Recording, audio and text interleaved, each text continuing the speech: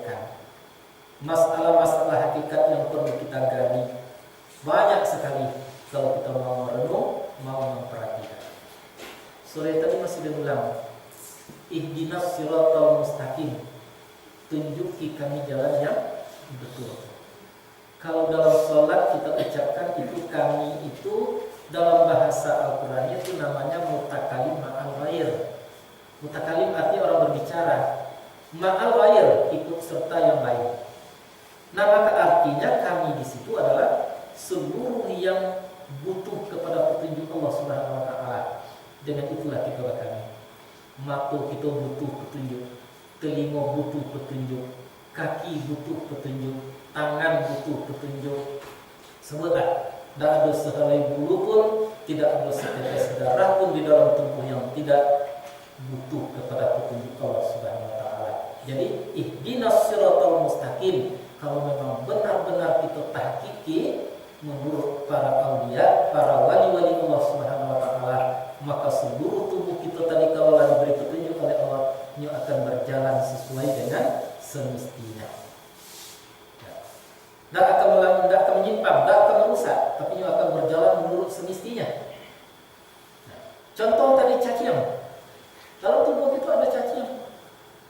Cacian itu diberi oleh Allah Subhanahu wa taala, diciptakan oleh Allah Subhanahu wa taala untuk membantu proses makanan yang kita makan. Jadi kebaikan untuk kita itu. Tapi kadang-kadangnya yang cacian tadi merusak, menyakitkan, sehingga jadi memilih-milih, memilih pari dikarenakan cacian. Berarti ini menyimpang daripada prosedur yang diciptakan Allah Subhanahu wa taala. Maka ihdinas siratal mustaqim pada waktu itu mengenai cacing. Maka kalau Tuhan memang menunjuki, maka cacing akan berbuat sesuai dengan tujuan Tuhan untuk menghendakinya, menghendaki ciptaannya. Maka kok memilih tarik, biasanya itu akan sembuh. Nah, itu sebabnya Rasulullah SAW untuk mengobati berbagai macam penyakit cukup hanya ramuannya air putih, kemudian Al-Fatihah, tambah Qul a'udzu birabbil falaq dan Qul a'udzu birabbin nas. Boleh kita amalkan, tidak ada masalah. Nah, tapi dalam sembahyang jangan nengok-nengok cacian. Jangan kita memandang-mandang yang lain dalam sembahyang. Kita tadinya cukup diri kita, komponen tubuh kita dari rambut selai sampai darah yang setitik butuh petunjuk daripada Allah Subhanahu wa taala. Tapi kalau terjadi penyimpangan alam seperti yang tadi, maka baru kita ihdinas siratal mustaqim, kita masukkan kepada kata kami tadi seluruh yang kita inginkan. Gigi nyawa dek seposan atau anak dek seposan, barulah kami disuruh ihdinas siratal mustaqim, tunjuki kami termasuk disuruh kepada jalan yang betul. Apa jalan betulnya? Biso diciptakan Allah bukan untuk merusak, tetapi untuk perangkat kebaikan. Insya Allah mudah-mudahan sakit akan hilang, biso akan berjalan menurut semestinya. Tapi catatannya tadi, yang mau berubah biso atau sedang sembahyang, kan itu nanti ya, ikut dilaksanakan oleh Rasulullah.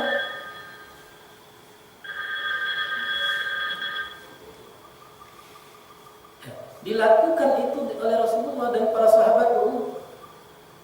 Banyak itu terjadi. Ya. Diubah oleh Rasulullah suatu penyakit. Sahabat mengubah penyakit. Kini kan didatakan orang ini. Siapa yang datang kepada dukun itu adalah haram. Sebetulnya yang dukun itu apa? Tidak tadi. Dia katakan yang dukun itu orang mengubah orang. Bukan, yang dukun itu bukan orang yang memulai orang, tapi yang dukun itu yang penuh dengan azlam, dengan undi-undian, dengan takar-takaran, tainda, ya, berdasarkan bisikan-bisikan makhluk halus yang mencuri bisikan dari langit. Itu yang tidak boleh didekati. Tapi orang-orang yang memanfaatkan, memakai ayat-ayat Allah Subhanahu wa taala, orang itu perlu kita dekati. Nah, jadi dengarkan saja. Mentang-mentang pandai mempelajari atau biso tadi dengan Fatihah, dengan ihdinas siratal mustaqim misalnya tadi, itulah diklaimnya sebagai dukun, tidak boleh mendekatnya. Itu sio-sio projo seperti itu. Yang dikatakan dukun tadi adalah orang yang penuh dengan azlam, penuh dengan undi-undian, dengan takar-takaran,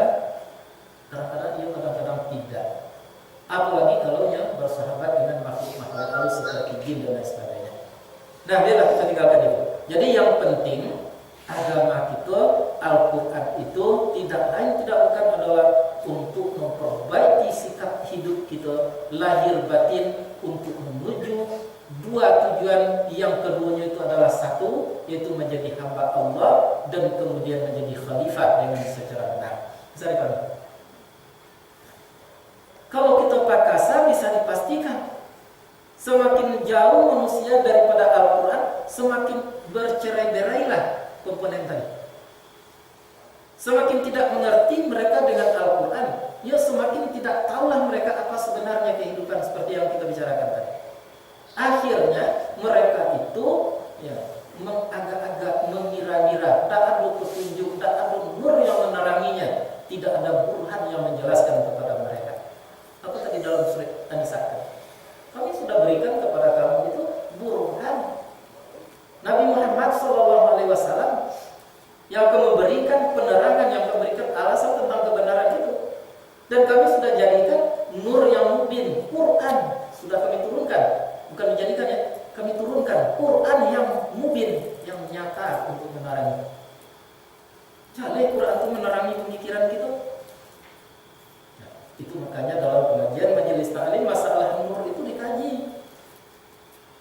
Nur itu bukan harus artinya cahaya, tapi nur itu adalah yang menjelaskan. Jadi kalau kini mulut dan keluar dari mulut dan koko dengan ikhlas menerangi kita, memberikan pengertian kepada kita, itu berhak disebut dengan nur. Kalau tidak diberitahukan kita tidak tahu. Nah, dan sumbernya itu nur itu adalah Al-Quranul Karim. Bayangkan kalau tidak ada Al-Quran, apa yang akan dibicarakan tadi? Nah, jadi makanya di dalam pengajian itu sebenarnya tiga komponen itu tidak bisa dipisahkan. Ada Quran, ada jamaah seperti kita gini, ada guru atau pembimbing yang menerangkan. Nah, gurunya 10, Qurannya 10, jamaah tidak ada, tidak bisa dilaksanakan pengajian. Nah, selanjutnya jadi demikian, jamaahnya sepenuh bumi, banyak rami. Nah, dan kemudian gurunya banyak, tapi tidak ada bersinggung-singgungnya Quran celaya, tidak jadi, tidak sampai tujuan tadi. Jangan tujuan menjalani saja tidak bisa. Nah, apalagi guru tidak ada, Quran tidak ada, jamaah tidak ada pula, dibuat satu kelompok berami-rami awak, diikat dengan pemikiran, supaya dapat bersatu teguh, bersatu kita jamaah. Katakanlah namanya jamaah, dibuat yang apa? Yang akan mengikat. Misalnya baju seragam, tidak bisa dengan baju seragam. Yang tiga tadi yang bisa, guru, Quran, dan jamaah. Banyak ini terjadi.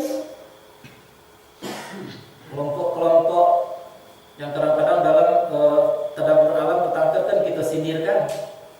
Kelompok Yasin misalnya, apa yang dapat?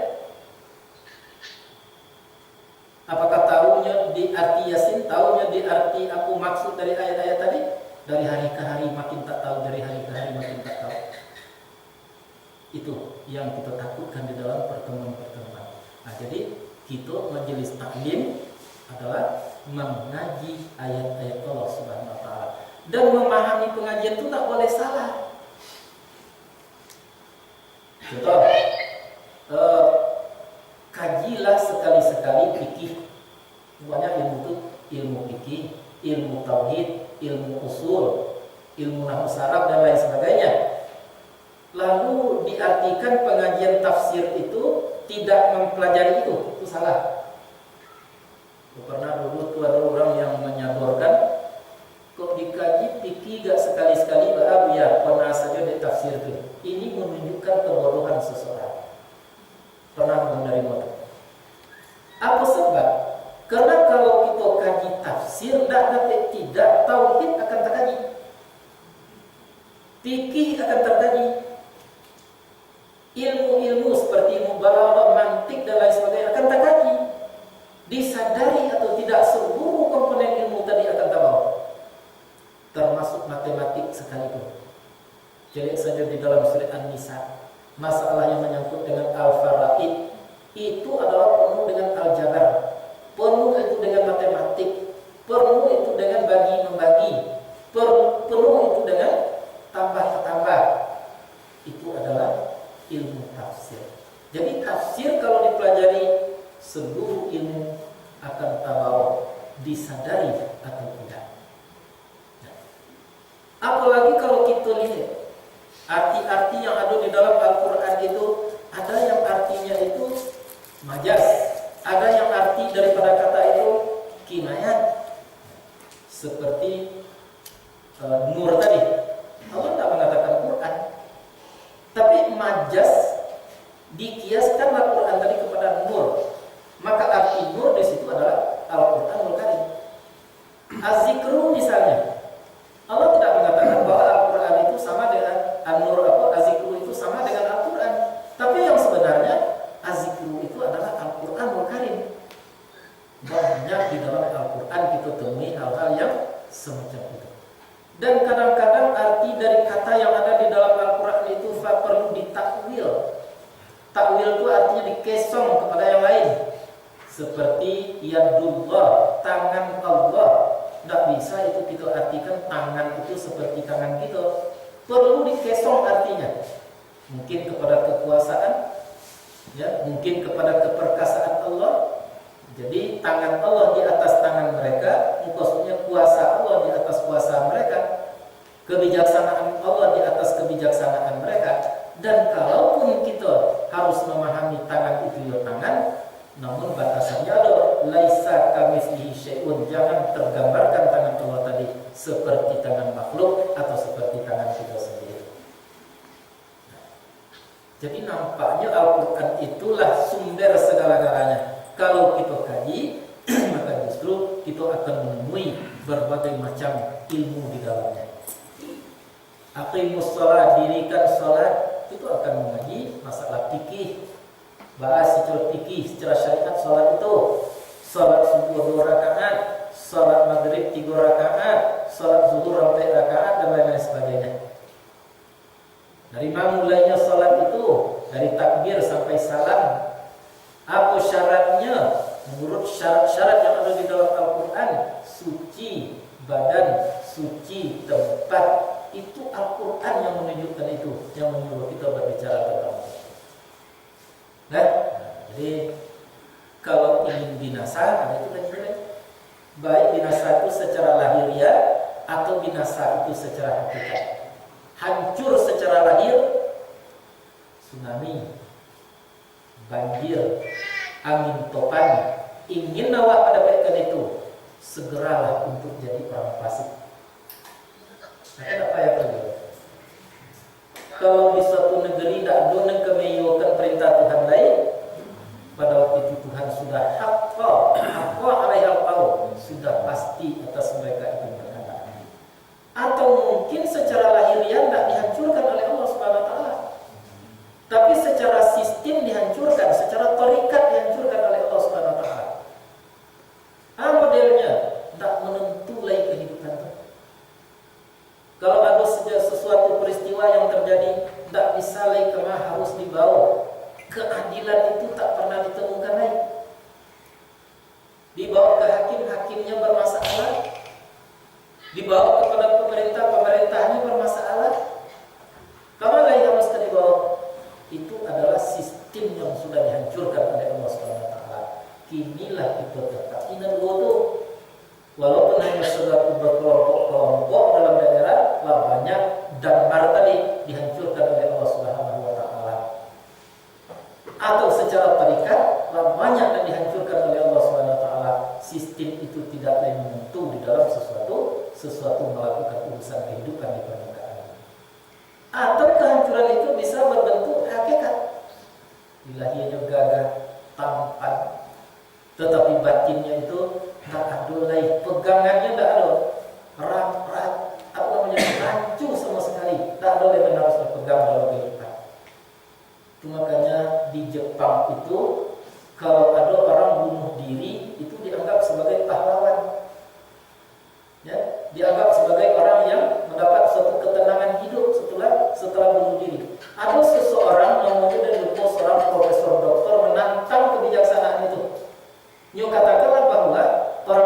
Jepang yang bunuh diri itu yang tadinya anggap sebagai pahlawan, sebagai kebenaran, ini adalah sesuatu yang tidak baik. Tentang habis-habisan. Akhirnya dapat hadiah Nobel, hadiah dunia, penghargaan dunia. Tapi yang terjadi apa? Akhir-akhirnya Inyo sendirilah yang mati bunuh diri. Sebelumnya bunuh diri, Inyo letakkanlah tulisan surat alasannya bunuh diri. Apa yang alasannya bunuh diri? Harta banyak, pangkat jabatan banyak, segalanya sudah aku punyai, tapi aku tidak pernah merasakan ketenangan dan manisnya hidup itu. Tidak dapat tidak, aku menyatakan bahwa di balik kehidupan inilah ketenangan sebenarnya bunuh diri. Jadi kehancuran hakikat namanya ini. Nyo sampo kekayaan itu kan menyenangkannya, tapi kiranya membuatnya lebih susah, lebih sempit. Ya, pangkat jabatan itu nyo sampo itu akan lebih baik, tetapi kiranya mencelakakan. Jadi kalau ingin seperti itu mudah kerja apa? Pasik lah. Nah, jangan elok saja tadi dia dong. Muat mana serubuh aja, rahmat-rahmatnya. Ini kalau anda kata ingin dicelakakan oleh Allah, dihancurkan, baik secara fisik, secara sistem tadi dan secara hakikat tadi, masuklah kepada perangkap kefasikan. Fafasa'u fiha. Apa yang dikatakan fasik?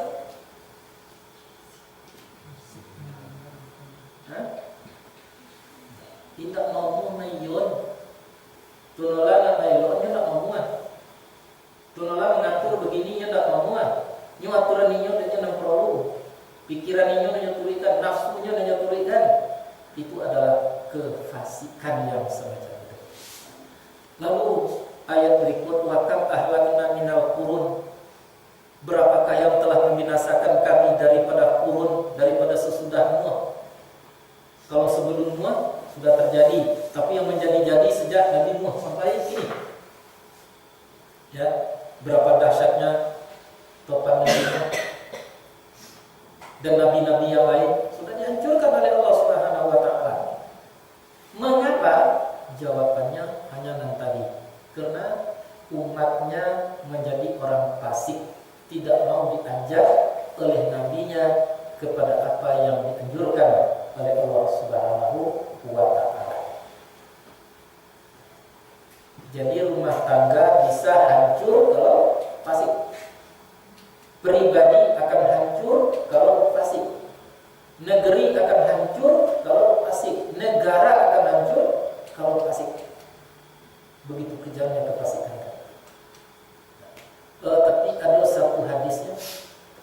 Dunia itu pada mulanya alam semesta itu dulu disuruh sangga. Apa artinya itu sangga? Tadi ditupang dengan seluruh makhluk yang ada, termasuk malaikat sekalipun. Tak tolong menyangganya. Kemudian diperintahkan kepada malaikat, tidak bisa. Ya, diperintahkan kepada orang-orang alim, tidak bisa. Kemudian ditanggunglah oleh orang yang mendapatkan la ilaha illallah, kalimatun thayyibah.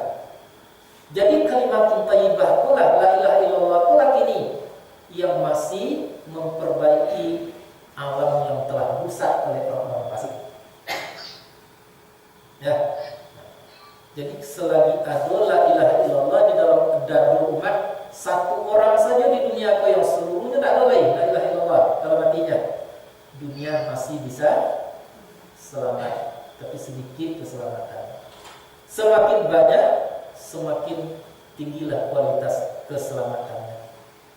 Tapi la ilaha illallah itu bukan hanya ucapannya, bukan hurufnya itu, bukan la ilaha illallahnya itu, tapi zat yang ada di dalam hati itu tadi. Apa itu? Bahwa tidak ada selain daripada Allah Subhanahu wa taala itu yang tempat mengundi, tempat menyembah, yang akan disembah, tidak ada selain daripada itu. Maka itu masuk ke dalam kalimat kepada umul Quran yaitu Al-Fatihah, iyyaka na'budu wa iyyaka nasta'in. Nah, itulah yang menyelamatkan dunia. Nah, dan urusan itu sulit terpantau. Jangankan memantau orang lain, memantau diri sendiri pun sulit. Nah, Cuman yang bisa kita belajar sehabis kemampuan kita untuk itu. Maka jawab oleh Allah, wa kafa bi rabbika bi dzunubi ibadi. Dan cukuplah dengan Tuhan engkau saja terhadap dosa-dosa hambanya itu, khabiran basira, yang kamu tidak tahu persis. Ada kita punya dan tahu persis tentang dosa kita? Tidak ada. Ada kita punya dan tahu tentang pahala itu? Tidak ada.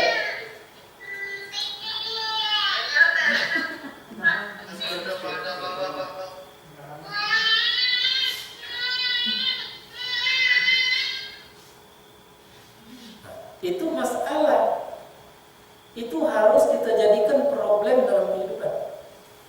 Jadi rupanya hidup kan memang tidak lebih daripada menata diri, ya, mencari sistem melalui petunjuk daripada Al-Quran dan Sunnah untuk mencapai suatu tujuan tertentu, yaitu menjadi hamba Allah agar kita menjadi khalifah yang baik selama hidup di permukaan.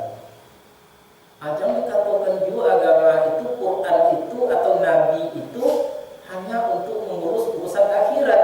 Urusan akhirat itu tidak bisa diurus tuh. Akhirat itu sudah nanti. Yang diurusnya oleh agama Muhammad itu atau oleh Nabi itu urusan dunia itu. Agar kita menjadi hamba Allah, agar kita menjadi khalifah yang baik. Dan lebih daripada itu. Maka Nabi mengatakan ad-dunya mazra'atul akhirah. Yang dunia itu adalah merupakan kebun di akhirat. Kalau memang dunianya itu, kebunnya itu tertata dengan baik, tertata dengan rapi, apa yang tanam menghasilkan, buatnya racuni, buat sebabnya hilangkan mania, maka pada waktu itu di akhirat nanti dia akan menerima hasilnya yang disebut dengan ajrun karim, itunya upah yang mulia. Tidak, pasti itu upah yang mulia.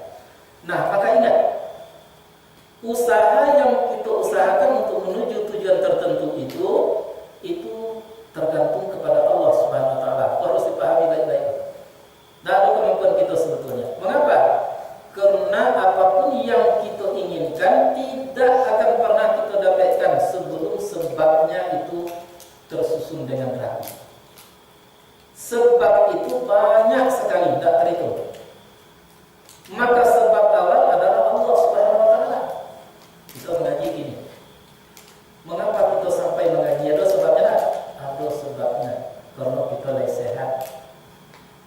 Karena kita lagi ingin. Karena hari lagi rancang.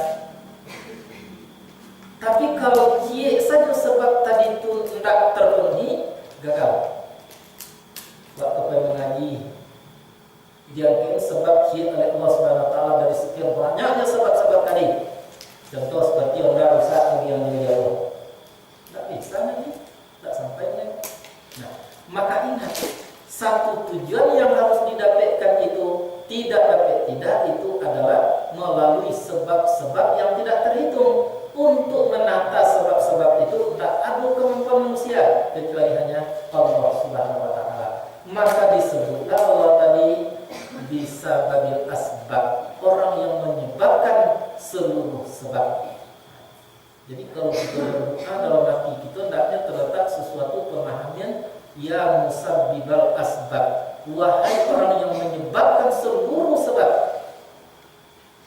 Seluruh sebab untuk mendapatkan suatu tujuan tadi, fasabbib atau wasabbib, berilah sebab kepada aku. Jadi tidak ada satu pun yang keluar daripada sebab. Ya, Bade sampai ke itu tadi contohnya bagi yang jauh karena hendaknya lain tidak bocor. Mengapa hendak tidak bocor? Ya, karena tidak kena paku. Sebab semua sekali.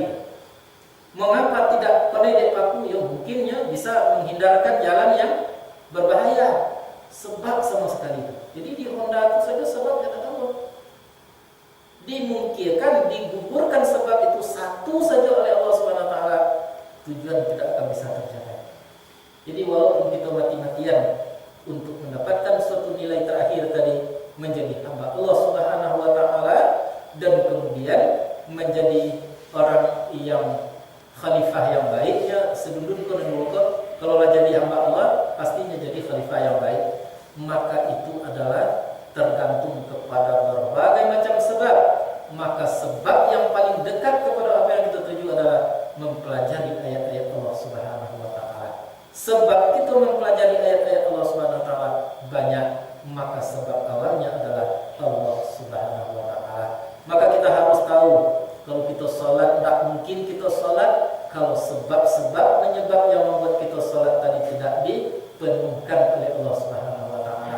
Kemampuan kita tidak ada untuk itu. Maka itulah sebabnya fal yatawakkalul mu'minin, maka hendaklah berserah diri orang-orang mukmin itu kepada Allah Subhanahu wa taala. Kita teruskan. Man kana yuridu ajilah. Ajilah tadi artinya yang segera. Dunia. Maka artinya disebut arti majas. Bukan yang segera lagi, tapi maksudnya adalah dunia. Barang siapa yang ada yang menghendaki akan dunia, ajalna lahu, menyegerakan kami untuknya. Artinya di dunia aku kami baik. Jadi Allah Subhanahu wa taala, siapa yang berbuat karena menghendaki dunia akan diberi di dunia kok oleh Allah Subhanahu wa taala. Terhadap orang yang dia kehendaki.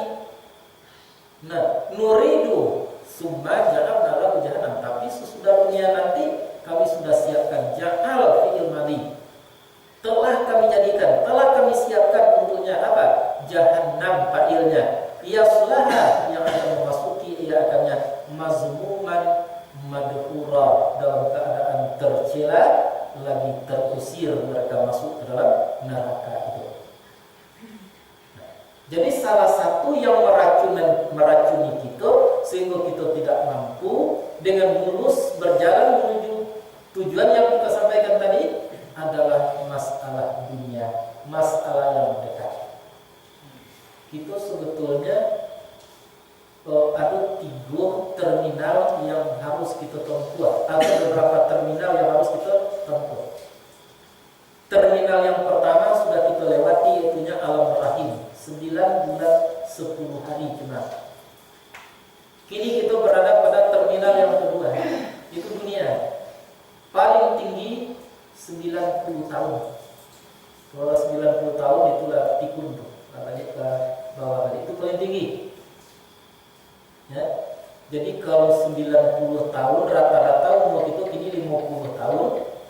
Taruhlah berumur kita 90 tahun nanti, berarti kali. Jadi berarti 40 tahun lagi pasti seluruh kita nanti mati. Masuk kepada terminal yang kedua yang disebut dengan alam barzah. Barzah itu artinya pembatas. Pembatas antara dunia dengan akhirat. Itulah alam barzah. Alam dunia tadi 90 tahun. Alam barzah itu lebih panjang. Kita tidak diberitahu berapa ratus tahunkah kita di dalam kubur di alam barzah itu. Kita tidak diberitahu oleh Allah Subhanahu wa taala. Namun peristiwa yang terjadi di alam itu banyak itu dijelaskan oleh Rasulullah. Ya, pertama contoh, Nabi Muhammad dulu di waktu Isra dan Mi'raj pernah mengimami seluruh rasul-rasul yang telah mati dan wali-wali Allah yang telah meninggal dunia sebelum berangkat ke langit, yaitunya sholat di Masjidil Aqsa. Ini menandakan bahwa yang barzah itu, alam barzah itu cuma seketek saja bedanya dengan kita. Apa? Kalau alam kita kini kita bisa bersosialisasi sama kita, bisa kita berkomunikasi sama kita, tapi kalau alam itu tidak bisa. Mengapa? Karena alamnya sudah berbeda dengan alam ini. Itulah terminal yang kedua. Dan kemudian terminal yang berikutnya nanti adalah surga atau neraka.